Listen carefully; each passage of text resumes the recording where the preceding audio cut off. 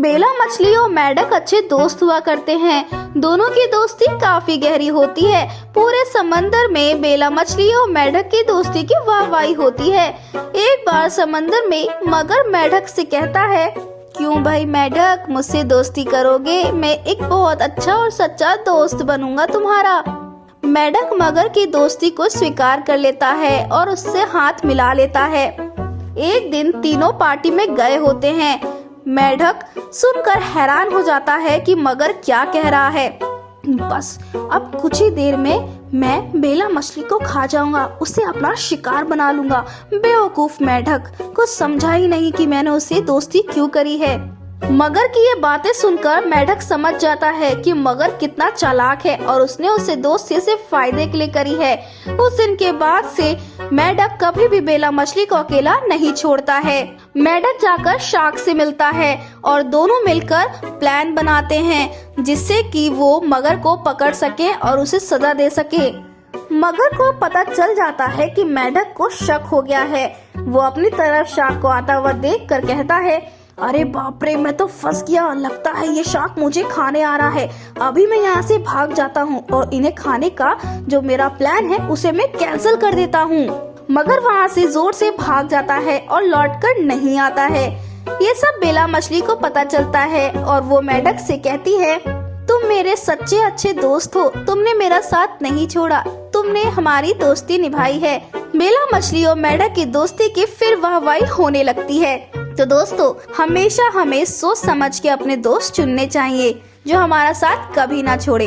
कैसी लगी आपको हमारी कहानी, हमें कमेंट करके बताएं। ऐसी ही कहानियाँ पाने के लिए हमारे इस वीडियो को लाइक करें और हमारे चैनल को सब्सक्राइब करें। मुझे नींद न आए, मुझे चैन न आए, कोई जाए जरा ढूंढ के लाए।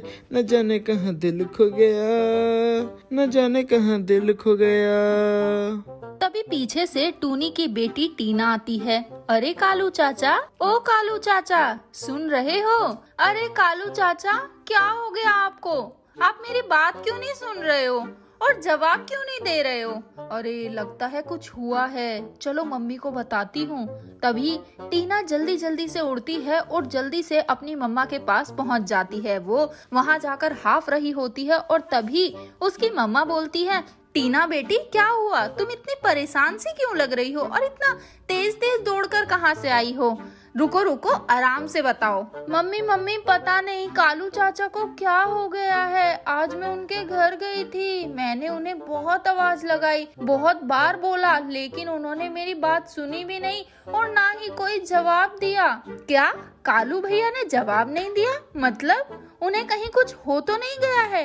उनकी तबीयत तो ठीक है ना? मम्मी मुझे नहीं पता, आपको ही पता करना होगा। आखिर उन्हें हुआ क्या है? मुझे तो कुछ गड़बड़ लग रही है। आप जाओ ना चाचू के घर पर और जल्दी से देख कर आओ, उन्हें हुआ क्या है।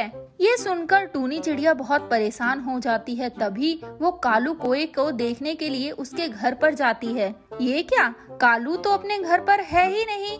आखिरकार ये गया कहाँ है? मुझे जल्द से जल्द इसे ढूंढना होगा, कहीं कुछ हो तो नहीं गया है इसे, पता नहीं किस हालत में होगा। इसके बाद टूनी चिड़िया बहुत ही ज्यादा परेशान होती है और वो पूरे जंगल में कालू को इधर से उधर ढूंढती रहती है। अंत में उसकी नजर एक केले के पेड़ पर पड़ती है जहाँ कालू बैठा हुआ होता है और गाना गा रहा होता है। मुझे नींद न आए, मुझे चैन न आए, कोई जाए जरा ढूंढ के लाए। न जाने कहाँ दिल खो गया, न जाने कहाँ दिल खो गया। अरे टूनी बहन, तुम कब आई? मैं तो अभी आई, लेकिन तुमको क्या हो गया है? बच्चों ने भी बताया कि तुम उनकी बात नहीं सुन रहे थे, जवाब नहीं दे रहे थे और अभी भी ये गाना गा रहे हो। किसके ख्यालों में खोए हुए हो तुम? अरे बहन क्या बताऊं, कल भोजन लेने के लिए मैं दूसरे जंगल गया था। तभी वहां से वापस जब मैं आराम से आ रहा था तो मुझे प्यास लगी, तो मैं वहीं नदी किनारे चला गया। तो मेरी नजर एक कोई पे पड़ी और वो इतनी खूबसूरत थी कि तब से मैं बहुत ज्यादा परेशान हूँ। अब मुझे समझ नहीं आ रहा कि मैं क्या करूं, क्योंकि वो कोई मुझे बहुत ज्यादा पसंद आई है। मुझे उसके साथ शादी करनी है। क्या? हाँ दीदी, मुझे उस कोवी से शादी करनी है। प्लीज मेरी मदद करो। लेकिन तुम्हें पता है ना, उस जंगल के पक्षी हमें बिल्कुल भी पसंद नहीं करते हैं। अच्छा दीदी ठीक है, इसका मतलब आप मेरी मदद नहीं करना चाहती। कोई बात नहीं, मेरा इस दुनिया में कोई नहीं है ना, इसलिए अब मेरी मदद कोई नहीं करेगा।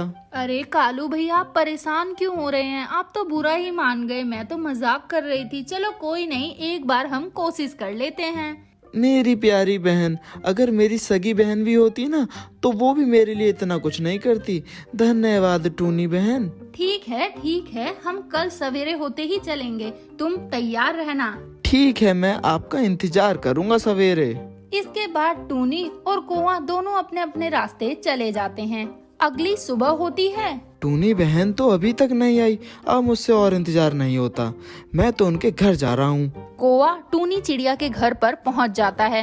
दीदी, ओ दीदी, अरे कहाँ हो आप? हमें जाना है। अरे भैया, मैं तो यहीं पर हूँ, आप तो बड़े बेताब हैं। चलो ठीक है, चलते हैं, आखिर आपके रिश्ते की बात जो करनी है। टूनी और कालू दोनों रिश्ते की बात करने के लिए पड़ोस के जंगल में चले जाते हैं। वो दोनों जब नदी के किनारे पहुँचते हैं तो वहाँ रुक जाते हैं। कालू भैया, यहाँ तो कोई नहीं दिखाई दे रहा है, आखिर आपने किस कौवी को देखा था? दीदी मुझे नहीं पता, मैंने तो उसे इसी किनारे पे देखा था, अब आगे का रास्ता मुझे नहीं पता। चलो कोई नहीं, परेशान मत हो, हम चील से पता कर लेंगे, उसे सब कुछ पता होता है। ठीक है दीदी। अरे वो रहे चील भैया। चील भैया, 2 दिन पहले यहाँ नदी पर एक सुंदर सी कौवी पानी पी रही थी, उसका घर कहाँ है आपको पता है? क्यों, तुम्हें क्या काम है? अरे मुझे कुछ नहीं, बस उनसे थोड़ी बात करनी है, प्लीज भैया मेरी मदद कर दो ना। ठीक है, वो रामू की बेटी थी और उसका घर आम के पेड़ पर है।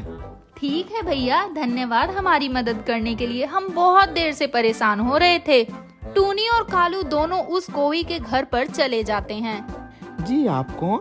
मैं हूँ टूनी और ये है कालू, हम आपकी बेटी का हाथ मांगने के लिए आए हैं। अगर मेरी बेटी को पसंद हो तो मुझे कोई दिक्कत नहीं है। बेटी, क्या तुम कालू को पसंद करती हो और तुम उससे शादी करोगी? हाँ पिताजी, जैसा आप चाहें, तो शादी पक्की समझी जाए। हाँ, लेकिन आपने ये तो नहीं बताया कि आप लोग आए कहाँ से हैं? हम मथुरा के जंगल से आए हैं। क्या, मथुरा के जंगल से? तब तो ये शादी हो ही नहीं सकती। मुझे अपनी बेटी की शादी वहाँ नहीं करवानी, तुम चले जाओ यहाँ से। आप ऐसे मत बोलिए, आपकी बेटी तो कालू को पसंद करती है, प्लीज आप इनकी शादी करवा दीजिए ना। मैंने कहा ना निकल जाओ यहाँ से।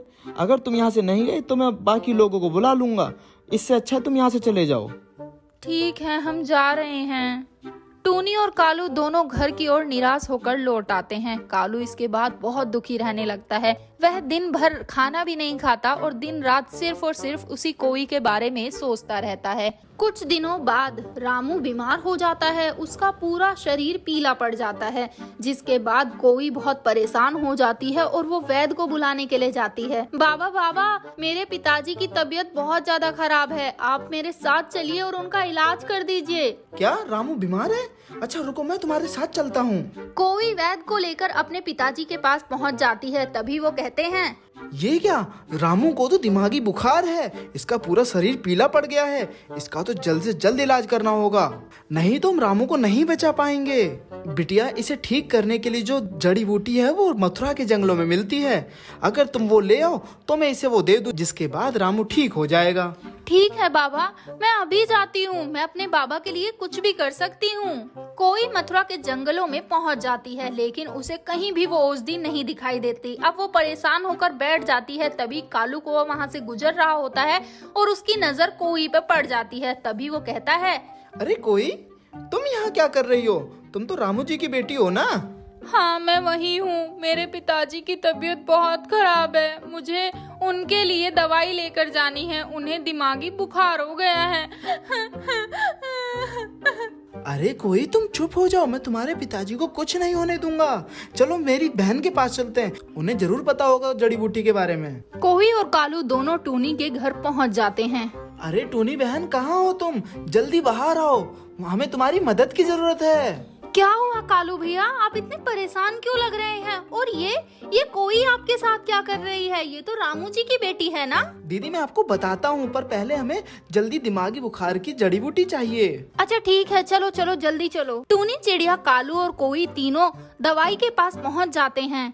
ये रही जड़ी बूटी, जितनी चाहिए उतनी ले लो। इसके बाद वहाँ से कोई वो काफी सारी जड़ी बूटी ले लेती है। दीदी जल्दी से हमें रामू जी के घर जाना होगा, उनकी बहुत ज्यादा हालत खराब है, उन्हें हमारी मदद की जरूरत है। टूनी, चिड़िया, कालू और कोई तीनों रामू जी के घर पहुँच जाते हैं। बेटी बेटी तुम कहाँ थी? मैं तुम्हें कब से ढूंढ रहा था। पापा, मैं आपके लिए दवाई लेने गई थी। बेटी मेरे पास अब ज्यादा समय बचा नहीं है। नहीं पापा, आप ऐसे मत बोलिए, मैं आपको कुछ नहीं होने दूंगी। आपके सिवाय मेरा इस दुनिया में कोई नहीं है। बेटी मुझे माफ कर देना, तेरी शादी नहीं करवा पाया मैं। अब मैं तुझे अकेले ही छोड़ के जा रहा हूँ इस दुनिया में। नहीं पिताजी, आप ऐसा मत बोलिए। रुको रुको कोवी, तुम जल्दी से जाकर वैद्य को बुला कर लेकर आओ, इनको दवाई देनी है ना। मुझे पता है दवाई कैसे देनी है, रुको मैं दे देती हूँ। टूनी रामू को दवाई दे देती है। रामू 2 दिन के आराम के बाद ठीक हो जाता है। बेटी धन्यवाद, तूने मेरी जान बचा ली। नहीं पापा, मैंने कुछ भी नहीं किया है। ये सब तो कालू और टूनी बहन ने किया है, इन्होंने ही मेरी मदद की। पता है आपको, जब वैद्य नहीं आ पाए थे ना सही समय पर, तभी टूनी बहन ने आपको दवाई देकर बचाया है। मुझे माफ कर देना कालू बेटा और टूनी, मैंने तुम्हारी बहुत ज्यादा बेइज्जती कर दी थी, मगर फिर भी तुम लोगों ने मेरी जान बचाई। मुझे यह रिश्ता मंजूर है। कालू और टूनी दोनों बहुत ही ज्यादा खुश हो जाते हैं। बड़े धूमधाम के साथ कालू, कोए और कोई की शादी होती है। गांव वाले बहुत खुश होते हैं, हर तरफ सहनाइयां गूंज रही होती हैं और सभी इसके बाद खुशी खुशी रहते हैं। तो इससे हमें ये सीखने को मिलती है कि कभी भी हमें ज्यादा घमंड नहीं दिखाना चाहिए और समय आने पर एक दूसरे की मदद करनी चाहिए। तो क्या आपने कभी किसी की मदद की है? आप हमें कमेंट बॉक्स में जरूर बताएं और ऐसे ही ढेर सारी कहानियों को जानने के लिए आप हमारे चैनल को जरूर सब्सक्राइब कर लें।